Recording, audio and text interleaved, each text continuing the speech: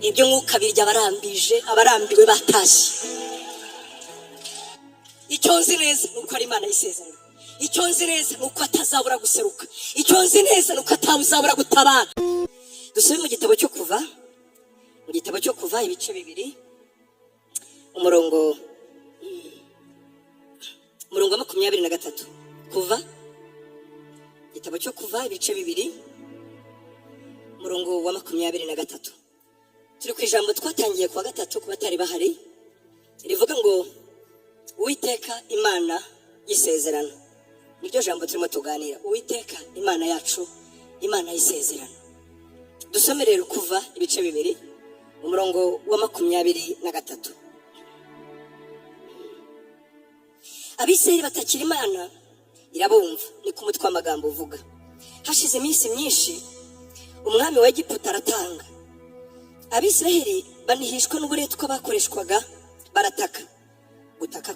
Gutaka batakishwa n'uburetwa kurazamuka kugera ku Mana. Imana yumva umuniho wabo, yibuka isezerano ryayo yasezeranye na Aburahamu na Isaka na Yakobo. Imana ireba Abisirayeli, imenya uko bameze. Amen. Umurongo wa 24. Imana yumva umuniho wabo, ibumvise ngo biyitera kwibuka isezerano ryayo yasezeranye na Aburahamu na Isaka na Yakobo. Imana ireba uko Abisirayeli bamerewe, maze iramanuka irabakiza. Munyemere tujye mu gitabo cya Matayo, ubutumwa bwiza bwa Yesu Kristo ko bwanditswe na Matayo. Yego, bice 22. Ubutumwa bwiza ko bwanditswe na Matayo,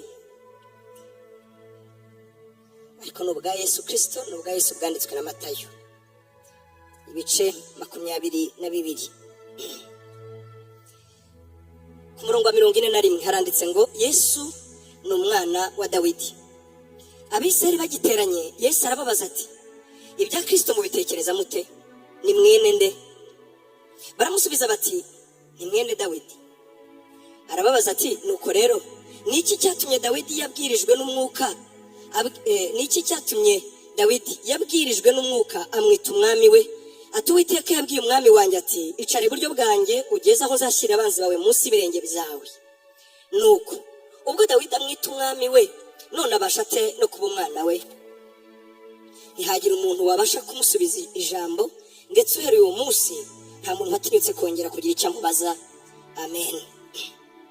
Tugiye kuganira nk'uko nabivuze, twaganiriye ijambo rivuga ngo Imana, Uwiteka Imana yacu ni Imana y'isezerano. Ariko tugiye kuvuga gace gato ku Mana y'isezerano cyitwa ubudahemuka bwayo. Ubudahemuka bw'Imana mu kurinda no gusohoza isezerano ryayo. Ubwo mbega tugiye kwiga faithfulness, la fidelité, ubudahemuka bw'Imana. Imana ishimwe. Mu Kirundi bavuga ubwizigirwa, muri Bibiliya yera babyita ubwizerwa bw'Imana. Ariko mu Kinyarwanda cyiza ni ubudahemuka bw'Imana. Imana yacu ishimwe. Imana yacu ni Imana y'isezerano. Biragoye kubona izina rimwe gusa wakwita Imana, biragoye. Ni nayo mpamvu hahora n'impaka, bamwe bakavuga ati twaje kugarura izina ry'Imana. Burya ni Yehova. Nibyo koko, Yehova ni izina ry'Imana, biravuga ngo ituma ibintu byose bibaho.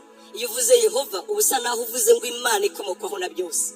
Abandi atoya izina rye n'Uwiteka. Nibyo koko, yahozeho mbere na mbere, ariho kandi azahoraho. Ntagira itangiriro, ntagira iherezo. Iyo tuvuze ibihe tuba tuvuze we. Imana ishimwe. Abahanga n'abakoze amateka bajya bagerageza kutwigisha bakavuga ngo meme préhistoire, meme avant préhistoire Imana yari ihari. N'igihe tutari twakamenya kubara, n'igihe izuba ritari ryakabaho, n'igihe igitondo kitari cyagatandukana nijoro. Urabona Bibiliya tubwira ngo izuba ryaremwe ku munsi wa 4 ndetse n'ukwezi. Bibiliya ikavuga ngo ntabwo ibyo ngibyo Imana yabiremeye kugira ngo bitubere umucyo, ahubwo yabiremeye kugira ngo bitubere ibimenyetso tubaraho dushingiyeho ibihe. Niyo mpamvu tuvuga ngo mu kwezi kwa mbere, mu kwezi kwa kabiri, ibyo byabereyeho gusa kutwereka ibihe. Mbere y'uko izuba n'ukwezi bibaho, umucyo n'umwijima, amanywa n'ijoro bitarabaho, iyo yari iriho. Biragoye kuvuga ngo ni yihe rero, irahebuje birenze ubwenge bwacu. Imana ishimwe. bagiye bayivuga, yagiye yiyereka abakozi bayo. Ndibuka ubwo yereka Aburahamu amaze kubona igitambo, aravuga ngo utuma ibintu byose bibaho, noneho na hano ambereye Imana ibona byose, amwita Jehova Yire.